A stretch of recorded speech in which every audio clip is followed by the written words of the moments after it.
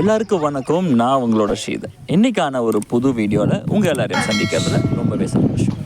இந்த வீடியோ இந்த வருஷம் செப்டம்பர் மாதம் நம்மளோட ஃபார்மில் என்னென்ன விஷயமெல்லாம் நடந்தது அப்படின்ற ஒரு தொகுப்பு தான் இந்த வீடியோ. இந்த வீடியோவில் அது எல்லாத்தையுமே நம்ம பார்க்கலாம் வாங்க. எங்களோட பண்ணையில் 5 வருஷமாக நாங்கள் செய்யாத ஒரு விஷயத்த இந்த வாட்டி செஞ்சுருக்கோம். ஆமாங்க, ஆடு வாங்கியிருக்கோம். நிறைய சப்ஸ்கிரைபர்ஸும் நமக்கு சொல்லிகிட்டே இருந்தாங்க, பண்ணைக்கு ஒரு 2 ஆடு வாங்க அப்படின்னு.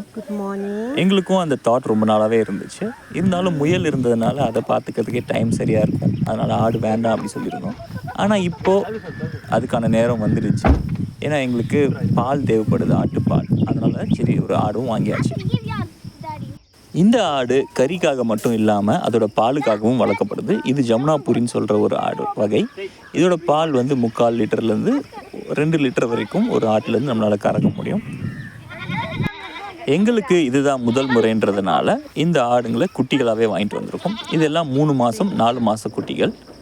வளர்ந்ததுக்கப்புறம் எப்படி இருக்குதுன்னு பார்ப்போம். ஏன்னா ஆடு முதல்ல வளர்க்கும்போது தாய் ஆடாக வாங்கிட்டு வந்துட்டோன்னா அது குட்டி போட்டுச்சுன்னா அது எப்படி பராமரிக்கிறது, என்ன பண்ணுறது, அந்த மாதிரி விஷயங்கள் தெரியாததுனால குட்டியாக வாங்கிட்டோம். அது கொஞ்ச நாள் அதுக்கப்புறம் மேட்டிங் விட்டு அது குட்டி போட்டுச்சுன்னா ஓகே, அதை வச்சு நம்ம ஓரளவுக்கு அதை காப்பாற்றிட முடியுன்ற ஒரு நம்பிக்கை இருக்குது. ரெனாட்டா தான் இந்த ஆடு வாங்கணும், நான் வளர்க்க போகிறேன் அப்படின்னு சொல்லி ஐடியா கொடுத்து வாங்கிட்டு வர சொன்னாங்க.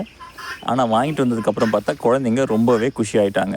ஆளுக்கு ஒரு ஆடு எனக்கு வேணும்னு சொல்லி அவங்கவுங்க ஒரு ஆடை தத்து எடுத்துக்கிட்டாங்க.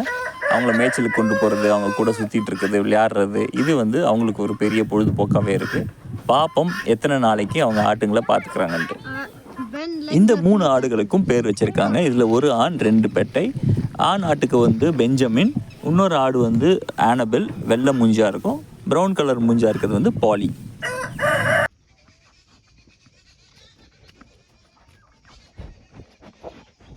நம்மளோட யூடியூப் சப்ஸ்கிரைபரும் சரி, நிறைய ஃப்ரெண்ட்ஸ் அண்ட் ஃபேமிலியும் வந்து ஃபார்மில் வந்து தங்கிறதுக்காக கேட்டுகிட்டே இருக்காங்க. அவங்களுக்கு எல்லாருக்குமே நான் முடியாதுன்னு சொல்லிட்டு இருக்கேன். ஏன்னா எங்ககிட்ட அதுக்கான போதிய இட வசதி இல்லைன்னு சொல்லி தட்டி கழிச்சிட்டே வந்தேன். அதுக்கு நடுவில் எவ்வளோ நாளைக்கு தான் நம்ம வந்து அந்த மாதிரி சொல்ல போகிறோம், அவங்களுக்காக ஒரு இடம் கட்டினா என்ன அப்படின்னு ஒரு சின்னதாக வந்து ஒரு இடம் அவங்களுக்காக க்ரியேட் பண்ணுறோம். கூடிய சீக்கிரம் எல்லா விசிட்டர்ஸும் அலோடாக பண்ணுறதுக்கு ஒரு வாய்ப்பு இருக்குது. அதனால் நீங்கள் ரொம்ப நாளாக கேட்டுகிட்டே இருந்தீங்க எப்போ வரலான்னு. கூடிய சீக்கிரம் நீங்கள் என்னோடய ஃபார்முக்கு வர முடியும். இந்த கெஸ்ட் ஹவுஸ் கட்டுறதுக்கான கல், அதுக்கப்புறம் கட்டை, அதுக்கப்புறம் ஓலைகள் எல்லாமே வந்து வாங்கியாச்சு. எல்லாம் எடுத்துகிட்டு போய் அந்த இடத்துலையும் இறக்கி வச்சாச்சு. இன்னும் 2-3 வாரத்தில் இதுக்கான வேலைகள் எல்லாமே முடிஞ்சிடும். அது முடிஞ்சதுக்கப்புறம் கெஸ்ட் ஹவுஸ் எப்படி வந்திருக்குன்னு ஃபுல் அப்டேட்ஸாக உங்களுக்கு வீடியோ கொடுக்குறேங்க.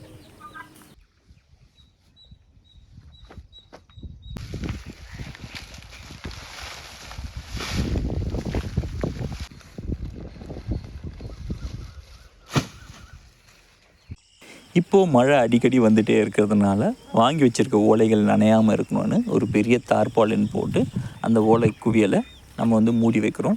இதை வந்து ரொம்ப நாளைக்கு விட முடியாது. ஏன்னா கீழே இருந்து கரையான் அடிப்பாங்க, மேலே இருந்து மழை வெயில் வந்து படும். ஸோ அதனால் ரொம்ப நாள் வெயிட் பண்ண முடியாது. கொஞ்சம் சீக்கிரமாகவே இதை வந்து கட்டி முடிக்கணுன்ற ஒரு கட்டாயத்தில் இருக்கிறேன். எங்களோட பழைய வீடியோஸ் எல்லாம் பார்க்குறவங்களுக்கு தெரியும், குழந்தைங்க வந்து செயிலிங் கற்றுக்குறாங்க அப்படின்னு சொல்லிட்டு. அந்த செயிலிங்கில் இப்போ வந்து ஒரு ரேஸ் ஒன்று நடக்குதுங்க. அதுக்காக பாண்டிச்சேரி வரைக்கும் போயிருந்தோம். ஆரோவில் வழியாக போகும்போது இந்த மார்க்ஸ் கஃபே வந்து எங்களோட ஃப்ரெண்டு நடத்திட்டுருக்காங்க. அவங்கக்கிட்ட இருந்து நம்ம ஃபர்மெண்டேஷன் ஒர்க் ஷாப் கற்றுக்கிட்டு அதில் தான் நம்ம வந்து கொம்புச்சா, அதுக்கப்புறமா பீட்ரூட் கவாஸ் அதெல்லாமே பண்ணிகிட்ருக்கோம். இப்போ வந்து புதுசாக கஃபீர் அதுன்னு சொல்லிட்டு ஒரு ஃபர்மெண்டட் ட்ரிங்க்கு, அதுக்கான ரா மெட்டீரியல்ஸும் அவங்கக்கிட்ட இருந்து ஃபஸ்ட்டு கலெக்ட் பண்ணிக்கிட்டோங்க. அதை வாங்கிட்டு அது அப்படியே குழந்தைங்களுக்கான புக்ஸ் எல்லாம் கொஞ்சம் பார்த்துட்டு அதை முடிச்சுட்டு இந்த பக்கமாக வரும்போது அவங்க என்ன சொன்னாங்கன்னா, எங்கள் ஃபார்முக்கு வந்து செடிகள்லாம் கொஞ்சம் வச்சுருக்கோம், அதையும் கொண்டு போய் எங்கள் ஃபார்மில் வைங்கன்னு சொல்லி ஆசையாக கொஞ்சமான செடிகள் கொடுத்துருக்காங்க. அதை வாங்கி முடிச்சுட்டு இந்த பக்கமாக நாங்கள் பாண்டிச்சேரிக்கு கிளம்பிட்டோம். பாண்டிச்சேரிக்கு போனதுக்கப்புறம் அந்த ரேஸ் ஸ்டார்ட் ஆக போகுது. அதனால் வந்து எல்லாருமே உட்காந்து அதுக்கான டிஸ்கஷன்ஸ் பண்ணிகிட்டு இருந்தாங்க. பண்ணி முடித்ததுக்கப்புறம் எல்லோரும் அவங்கவுங்களுக்கான சேஃப்டி எக்யூப்மெண்ட்ஸ் எல்லாமே போட்டுட்டு ரேஸுக்கு ரெடி ஆகிட்டு போட்ஸ் எல்லாமே தயாராக்கி கடலுக்குள்ளே போக ஆரம்பிச்சிட்டாங்க. அன்றைக்கான விண்டு வந்து கடலில் வந்து ஸ்டார்டிங்கில் ரொம்ப நல்லா இருந்துச்சு. எல்லாருமே வந்து ரொம்ப ஜாலியாக ரேஸ் ஸ்டார்ட் பண்ணாங்க. ஆனால் போக போக போக அந்த பக்கம் விண்ட் வந்து அகெயின்ஸ்டாக இருந்ததுனால நம்மளால் திரும்பி வந்து அந்த ஜெட்டிக்கு வர முடியல. அதனால் வந்து என்னாச்சுன்னா ரேஸில் வந்து நிறைய பேரால் வந்து வெளியவே வர முடியல. குழந்தைங்களுக்கும் அது ஒரு புது எக்ஸ்பீரியன்ஸாக இருந்துச்சு. அதுக்கப்புறம் அவங்க ஒரு பெரிய போட்டை வச்சு மற்ற போட்டை எல்லாமே டோ பண்ணி திரும்பி கொண்டு வந்துட்டாங்க. இப்போ நீங்கள் பார்த்தீங்கன்னா தெரியும், எல்லாத்தோட போட்டும் வந்து இது வந்து காற்றுனால மட்டும்தான் வந்து ஒர்க் ஆகும். காற்று நல்லா இருந்துச்சுன்னா நம்ம அழகாக வந்து செயில் பண்ணி போகலாம். காற்று இல்லைன்னா திரும்பி வர்றது ரொம்ப கஷ்டமாக இருக்கும். இப்போது ரேஸ் ரெடி ஆகிடுச்சு. எல்லாருமே வந்து கிளம்ப ஆரம்பிச்சிட்டாங்க. இப்போது ரேஸ் முடிஞ்சு எப்படி வராங்கன்னு பாருங்கள். எல்லா செயில்ஸ் எல்லாமே அவுத்து வச்சுட்டு ஒரு போட் கட்டி அவங்கள இழுத்துட்டு திரும்பி வருது. அதுக்கப்புறமா அவங்க பேடல் பண்ணி அப்படியே திரும்பி வந்துட்டாங்க. குழந்தைங்க ஒரு 2 மணி நேரம் ரொம்ப ஜாலியாகவே என்ஜாய் பண்ணிவிட்டு, அவங்களுக்கு வந்து இது ஃபஸ்ட்டு ரேஸ்ன்றதுனால ரொம்ப எக்ஸைட்டடாகவும் இருந்தாங்க. ரேஸை ஃபினிஷ் பண்ண முடியல, பட் இருந்தாலும் வந்து அவங்களுக்கு சந்தோஷம் ரேஸில் பார்ட்டிசிபேட் பண்ணிட்டு.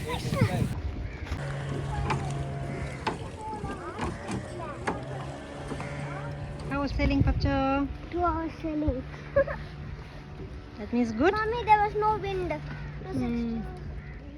அடுத்து நம்மளோட ஃபார்மில் இருந்து ஃபார்ம் ப்ரொடியூஸ் டேப்பியோக்கா, அதாவது மரவள்ளி கிழங்கு. மரவள்ளி கிழங்குலேருந்து நிறைய விஷயம் செய்யலாம். கேரளாவில் நிறைய பேரோட ஸ்டேபிள் ஃபுட்டில் மரவள்ளி கிழங்கு முக்கியமாக இருக்குது. ஆனால் வந்து நம்ம இங்கே வந்து மரவள்ளி கிழங்கு அவ்வளோ பயன்படுத்துறதில்ல. எங்களோட பண்ணையில் மரவள்ளி கிழங்கு எப்பயுமே அவைலபிளாக இருக்கும். அதை வந்து நம்ம ஸ்நாக்ஸ் மாதிரி வாரத்தில் ஒரு வாட்டி பிடுங்கி ஏதாவது ஒரு சிப்ஸோ இல்லை வந்து புட்டோ அந்த மாதிரி கிழங்கு அவிச்சு சாப்பிடுவோம்.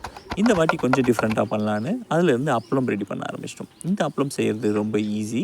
அதாவது பண்ணுற விஷயங்கள் ஈஸி, ஆனால் அதை பண்ணுறது கொஞ்சம் கஷ்டம். நாங்கள் வந்து அதை வாஷ் பண்ணிவிட்டு திருவிட்டு அதை உரலில் போட்டு ஆட்டி அதை வந்து இட்லி குக்கரில் வச்சு வேக வச்சிடணும். வெந்ததுக்கப்புறம் நல்லா வந்து களி மாதிரி இருக்கும். அதை எடுத்து நம்ம சின்ன சின்ன அப்பளமாக போட்டு நம்மளுக்கு தேவையான சைஸில் நம்ம காய வச்சுட்டோன்னா அதுக்கப்புறம் அதை எடுத்து நம்ம எண்ணெயில் பொரிச்சிக்கலாம். ரொம்ப டேஸ்ட்டாகவும் இருக்கும்.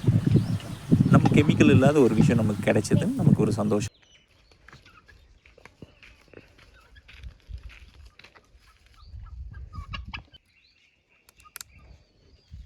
இந்த அப்பளம் சாப்பிடும்போது மரவள்ளி கிழங்கு சிப்ஸு சாப்பிட்ற மாதிரியே இருக்கும்.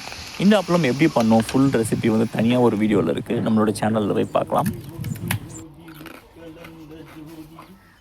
இந்த மாதம் ஈசல் நிறைய வெளியே வர ஆரம்பிச்சிருச்சு. சரி நம்ம ட்ரை பண்ணலாம் சொல்லிவிட்டு ஈசலை பிடிக்க நாங்கள் எல்லாருமே ட்ரை பண்ணோம். குழந்தைங்க ரொம்ப சந்தோஷமாகவும் ஆர்வமாகவும் ஈசல் பிடிச்சி தண்ணியில் போட்டாங்க. என்னோடய சின்ன வயசு நினைவுகளில் ஈசல் பிடிக்கிறது ஒரு மறக்க முடியாத அனுபவமாக இருக்கும். நான் சென்னையில் இருந்தப்போ எங்கள் வீட்டை சுற்றி காடு மாதிரி இருக்கும். அப்போ வந்து கோயம்பேடு அந்த அளவுக்கு டெவலப் ஆகலை, ஒரு 30 வருஷத்துக்கு முன்னாடி. ஸோ என் வீட்டை சுற்றி ஃபுல்லாகவே காடு மாதிரி இருக்கும்.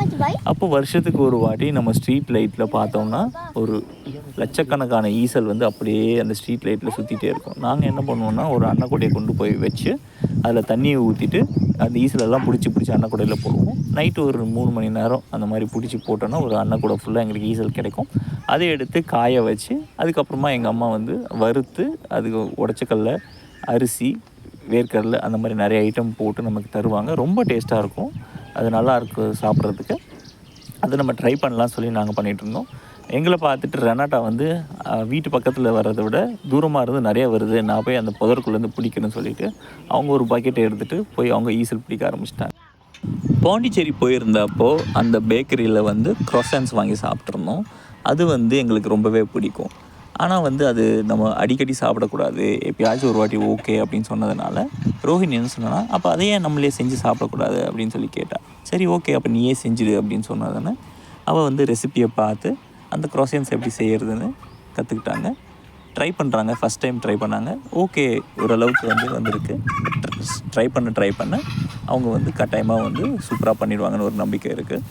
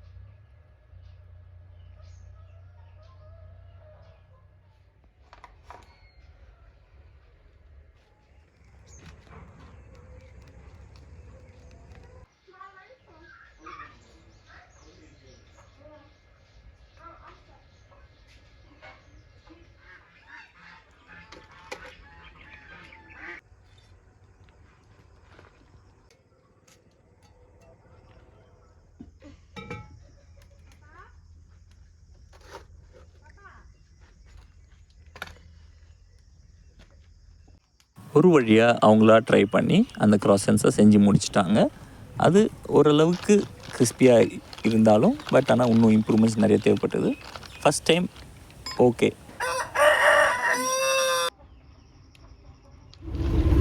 இந்த செப்டம்பர் மாத தொடக்கத்தில் நம்மளோட சென்னையில் ட்ரையல் மேரத்தான் நடந்துச்சு. நார்மலான மேரத்தான் வந்து ரோட்டில் ஓடுவாங்க. இந்த மேரத்தான் வந்து மண் தரையில் தான் ஓடுவாங்க. காட்டில் அந்த மாதிரி வந்து புதருக்குள்ளே அந்த மாதிரி வழித்தடத்தில் நல்லாவே ஓடுவாங்க.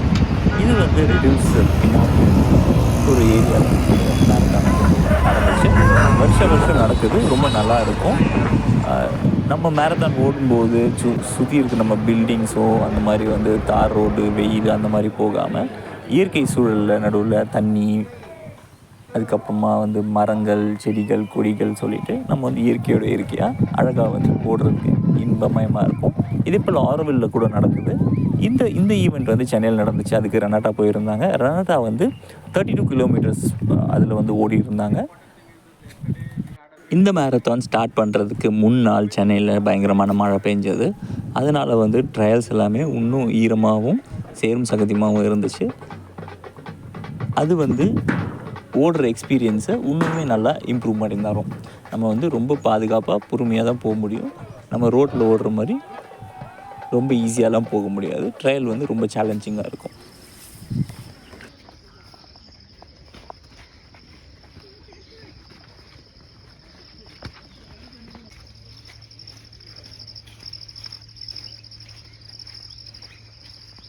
ஹலோ எவ்ரிவன், எல்லோரும் எப்படி இருக்கீங்க? நான் ரெனாட்டா. நான் இப்போ 32 கிலோமீட்டர் ஓடிட்டுருக்கேன்.